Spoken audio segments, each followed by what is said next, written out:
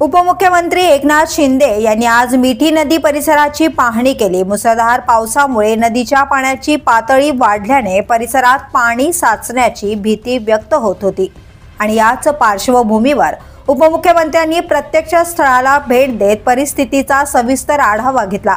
स्थानिक अधिकारी आणि आपत्ती व्यवस्थापन यंत्रणेला सतर्क राहण्याचे निर्देश त्यांनी दिले। नागरिकांच्या सुरक्षेसाठी सर्व उपाययोजना तातडीने राबवण्याचे आदेशही त्यांनी यावेळी दिले आहेत।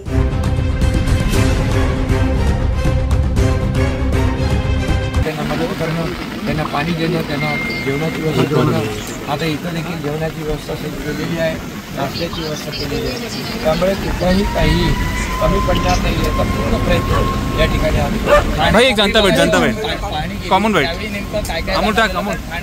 ठाण्यामध्ये तो भाग जिथे मी भांजेवाडीत गेलो होतो ते भाई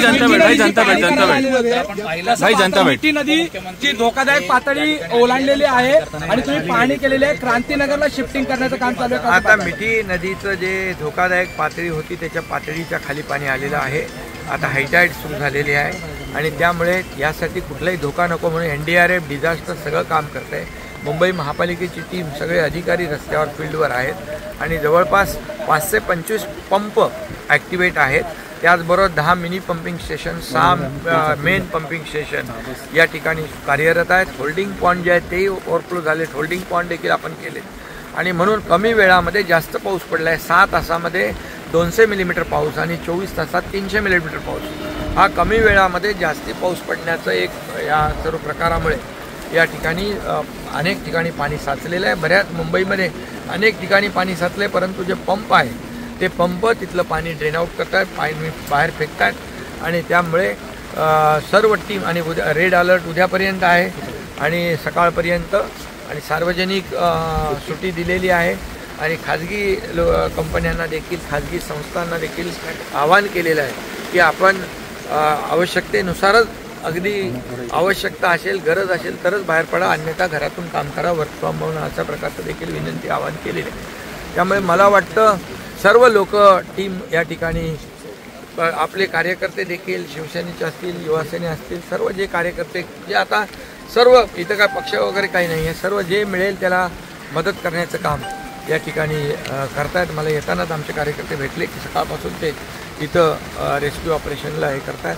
आता जवळपास 300-400 लोकांना आपण सुरक्षित स्थळी हलवलेलं असतं, त्यांची सर्व व्यवस्था त्या ठिकाणी केलेली आहे।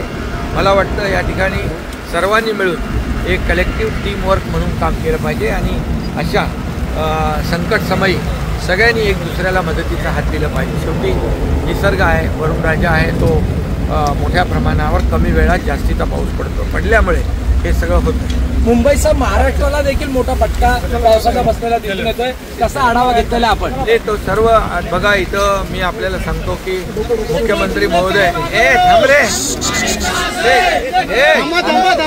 अरे बाबा इथं लोकांना पावसात मदत करायची ना आपल्याला, मग हे कशाला गोष्ट कसं पाहत एकच आहे की मुख्यमंत्री महोदय देखील सर्व महाआयुक्त आणि कलेक्टर यांना सगळ्यांना त्यांच्याकडून माहिती घेत आहेत आणि स्वतः अजित पवार देखील स्टेट डिझास्टरमध्ये जाऊन त्यांनी माहिती घेतली आहे आणि म्हणून सगळेजण आपापल्या परीने या ठिकाणी लोकांना मदत कशी होईल याचा प्रयत्न करतात। दिलीप मामा सकाळपासून आपल्या इकडे फिरतात आणि म्हणून जे काही ज्या माध्यमातून आपल्याला त्यांना मदत करता येईल ती केली पाहिजे। रेल्वे देखील स्लो झाल्या, त्या रेल्वेच्या प्रवाशांना देखील पाणी, बिस्किट देण्याच्या सूचना दिलेल्या आहेत आणि त्यांना देखील या ठिकाणी मदत होती आहे।